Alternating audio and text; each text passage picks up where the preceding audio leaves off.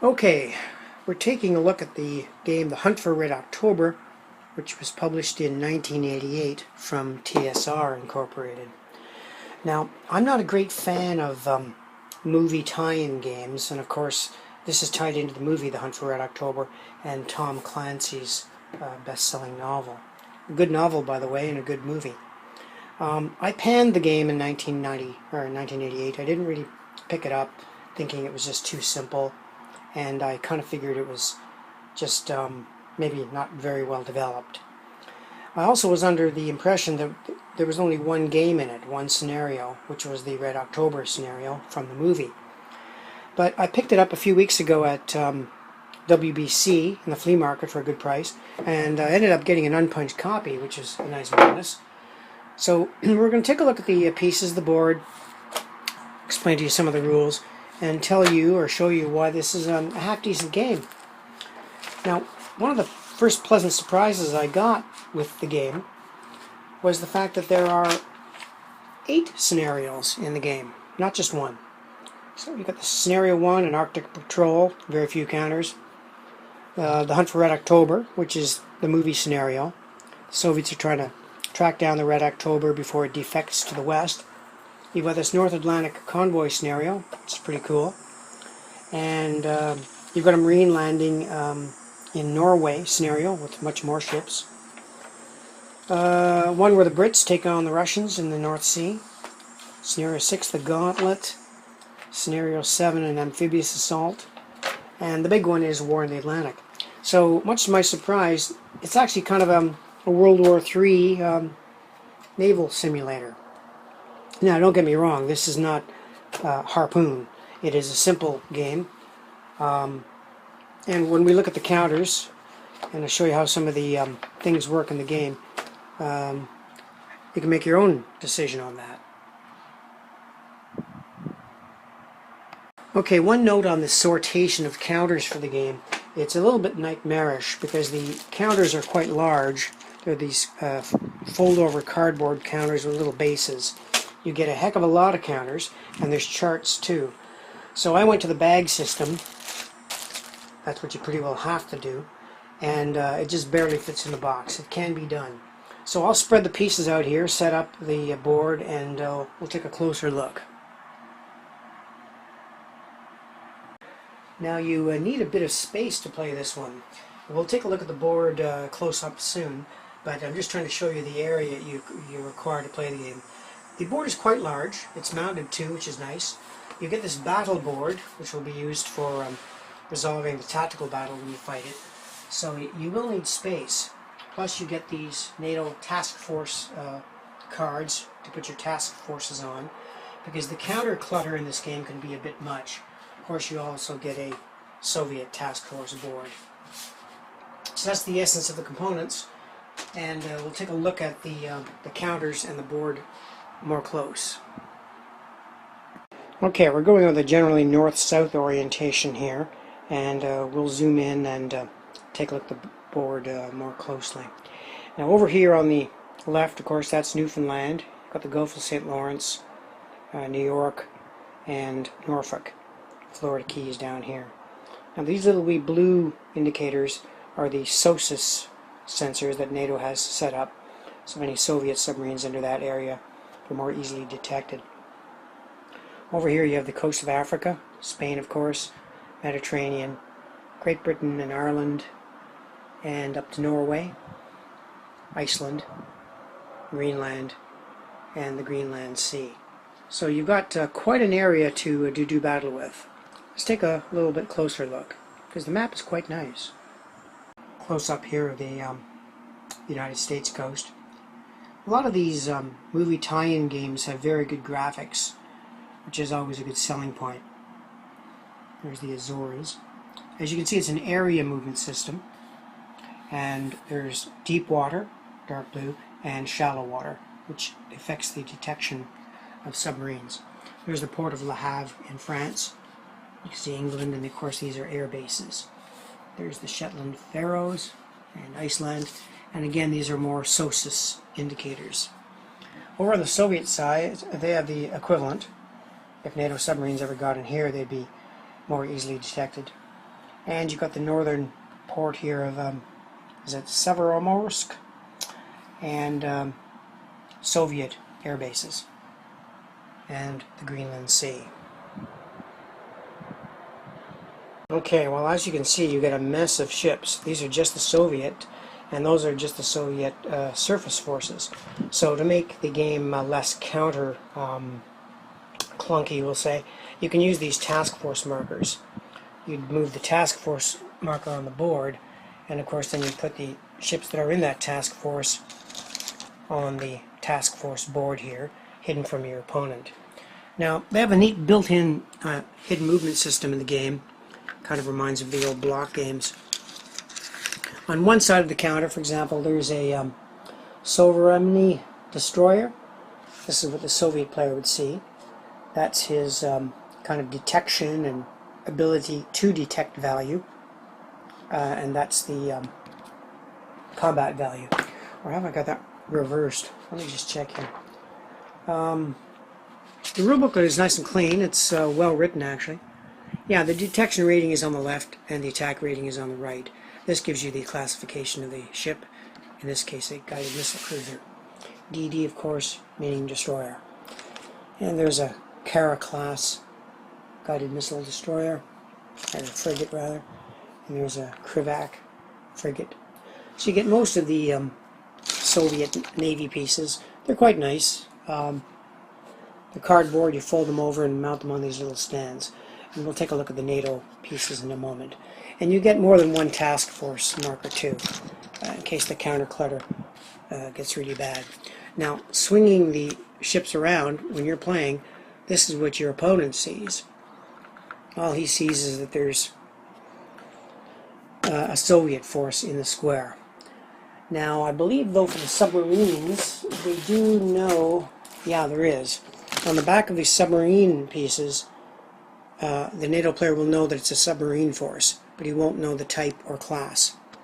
And you can see an Akula class sub there, and a Victor class submarine there too. Also, the color of the number affects things. Whether the number is white or yellow affects its ability against surface targets or air targets. So, though it's a simple game, it's got a respect for modern naval combat, and is actually, you know, pretty cool actually. Let's look at some of the other counters.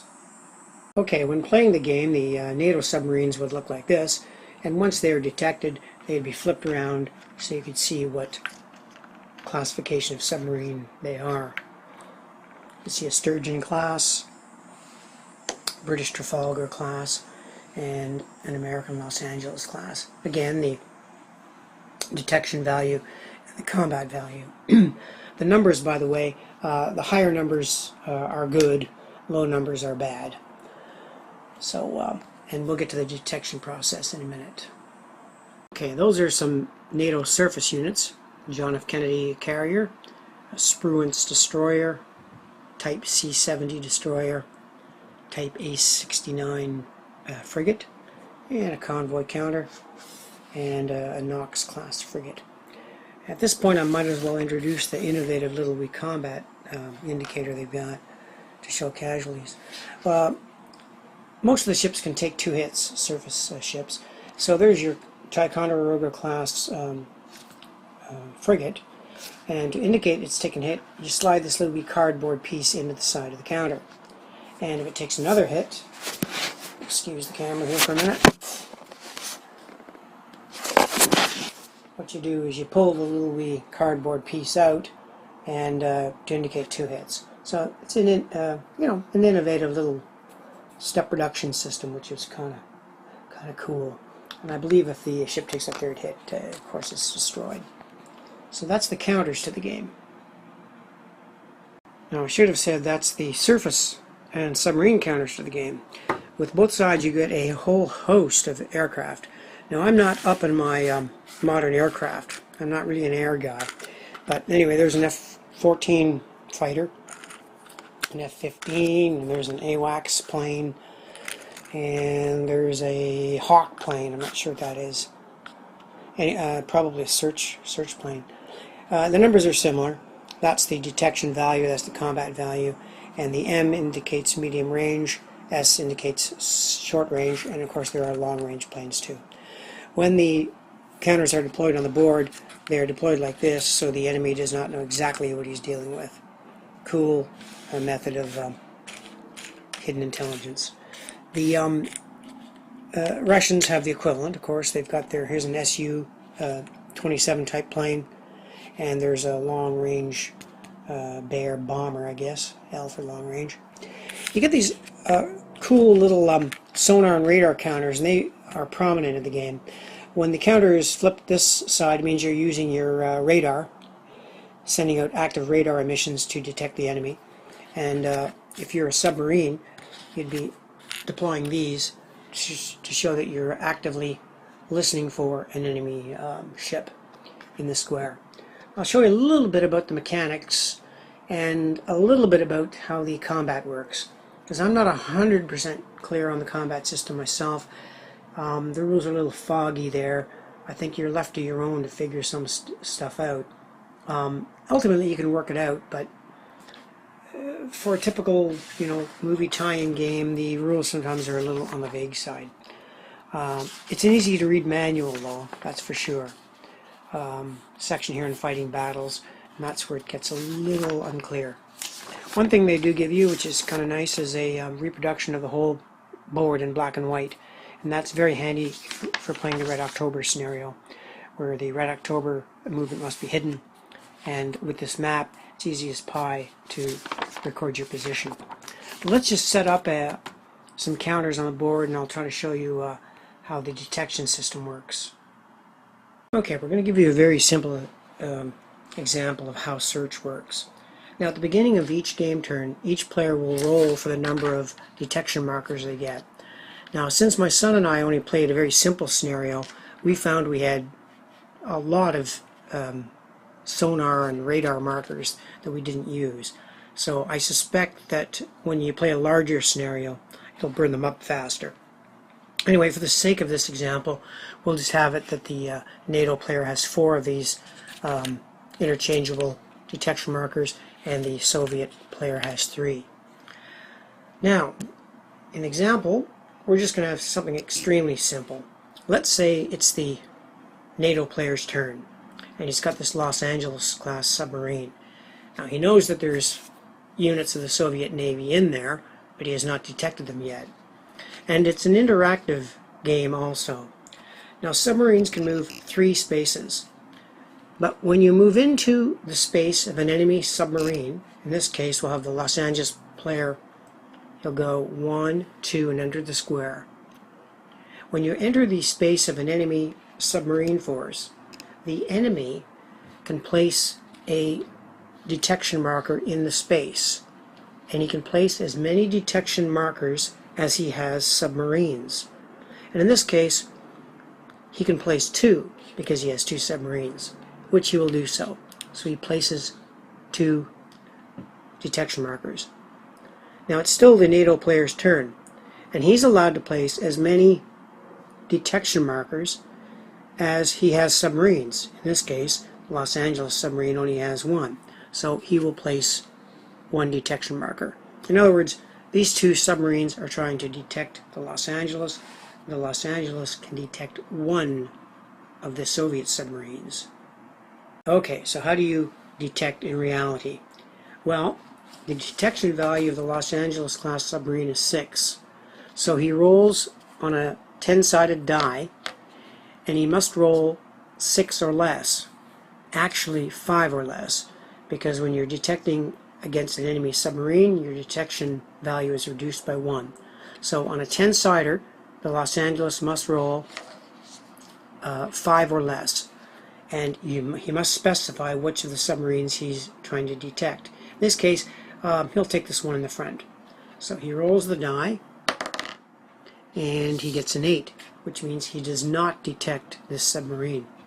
Okay, now the Soviet player rolls, and for the sake of the video, we have to look around and see what the values are. So we've got a Victor class submarine rolling, and Warsaw Pact submarines, when detecting NATO submarines, are -2 from the detection value against NATO submarines. So the victor would have to roll a 3 or less on this 10-sider. He rolls a 0, and I forgot whether 0 is a 10 or 0 in this game. Let me just check the rules. Okay, as it turns out, the 0 is read as 10 in this game, so the victor submarine did not find the Los Angeles one. Now the other sub, again we'll have to turn it around, is a Tango class, and he's also -2, so he's got to roll the dice, and he rolled a 5, which is again not enough to detect the NATO submarine. So that's a typical search pattern where none of these submarines found each other. The same would go for surface vessels, by the way, but let's look at one of those. Okay, the dynamics of this little scenario would be quite different because we've got a Los Angeles class submarine closing in on a surface force, and when you close in on a surface force, the defending player does not have an interaction against you. So the Los Angeles class submarine would go 1, 2 into the square, and this vessel does not have the ability to detect the Los Angeles submarine first. So the Los Angeles submarine, in his turn, because it is his turn, decides to play a sonar marker, and he will now look for, see if he can detect that surface unit.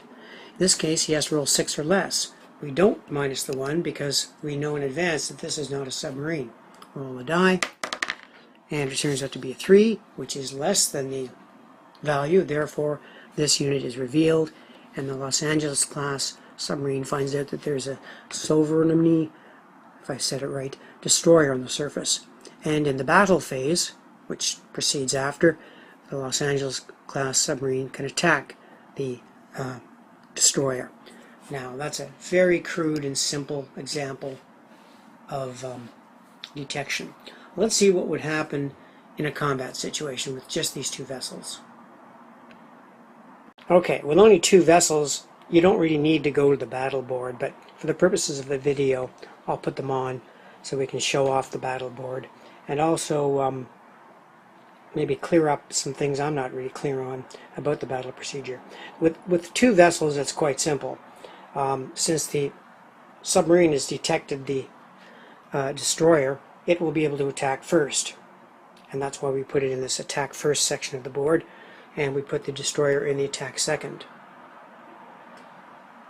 Okay, here's where the rules get a little foggy, and you kind of have to interpret things for yourself. It shouldn't be necessary, really. This thing should have been cleared up. For example, it says here, the attacking player puts all of his detected pieces, plus any other pieces from the space he wants to use in the battle board on the attack first or attack second areas. Well, with only one ship, since you've detected him, it makes sense to me that you attack first, and you put yourself in the attack first part of the board. Then it's got this curious paragraph, which maybe I'm just not seeing it. The defending player puts any undetected pieces from that space that he wants to use on the battle board. Okay, well, the destroyer was detected, so he doesn't really tell you what happens if you're detected with part of the board. So I assume you have to attack second. So it's little things like that that make learning this game a little bit of an irritant. Anyway, how does the attack go? It works like this.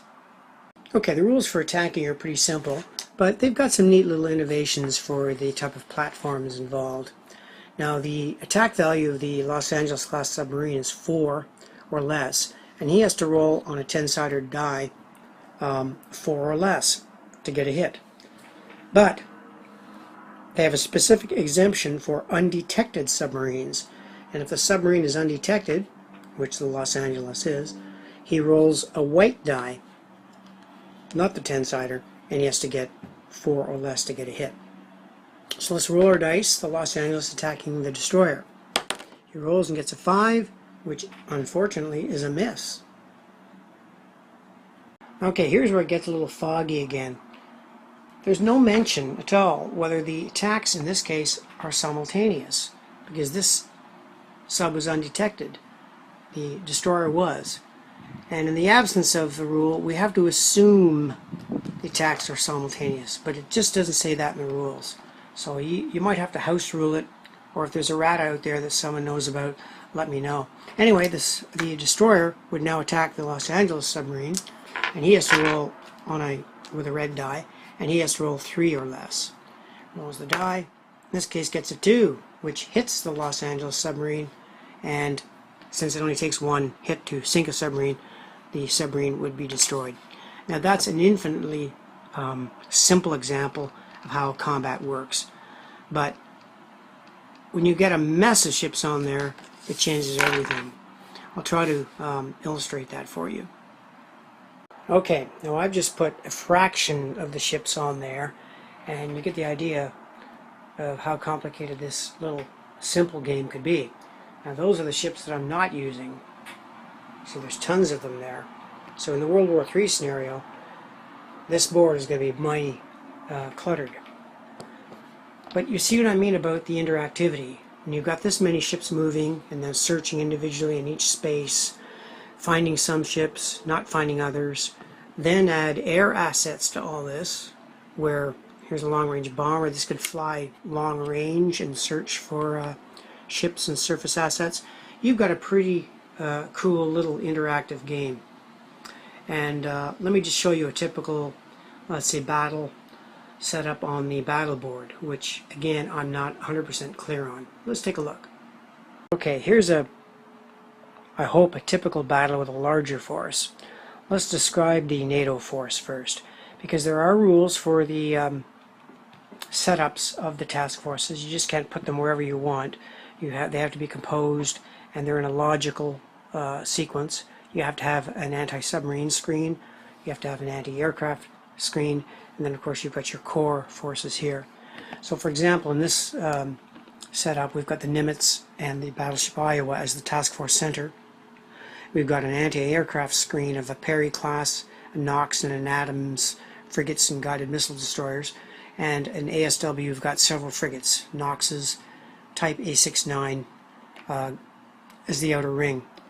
And the Soviet, let's say if they were attacking, they have their sort of 3 attack submarines in the lead, and a whole bunch of surface vessels, guided missile destroyers, and then of course their main body, the Krivets, and their carrier Kiev. Now I'm not going to get into the mechanics of the battle. One, I'm not 100% clear on them because the rules are not really clear on that either. Suffice to say that depending on who attacks first, certain units must attack certain other units, and in some cases you'll want to keep units to attack second.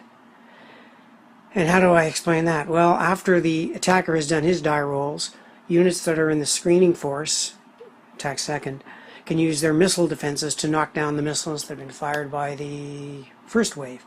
So you have a lot of interactivity in these battles, and I think they're going to take maybe 10 minutes or so to play out themselves. Of course, all these values and numbers make a difference, and each battle that takes place in one area can take a bit of time, depending on how many forces are there. I just wish the rules were crystal clear for the battle board procedure. They're not quite, but I think it's stuff you can figure out. If you've read about modern naval combat, there's some common sense things that you can work out yourself. Okay, I'm not going to say much more about Red October. It's a good game. It's a nice light game. It says ages 12 and up. I can see that, a youngster playing this, and you have a lot of fun. There's a lot of atmosphere with the silhouettes of the ships. Nice board, nice counters. Rules, well, they're pretty clear. Maybe I'm being a bit hard on them. You can figure out the battle board procedure. Now, I didn't get into the air assets at all. Adding air to it can make the game a lot more complicated, a lot more fun, a lot more realistic. There are some optional rules too, which are pretty good to make the game even more complicated. So, it's a half-decent modern submarine game, and kudos to TSR for developing it. Now, again, I'm not comparing this to Harpoon or Sea Krieg and all those. This is a very light war game. Out of print now, and if you can pick up a copy for next to nothing, sure, give it a try. That's it for Hunt for Red October. Thank you for watching.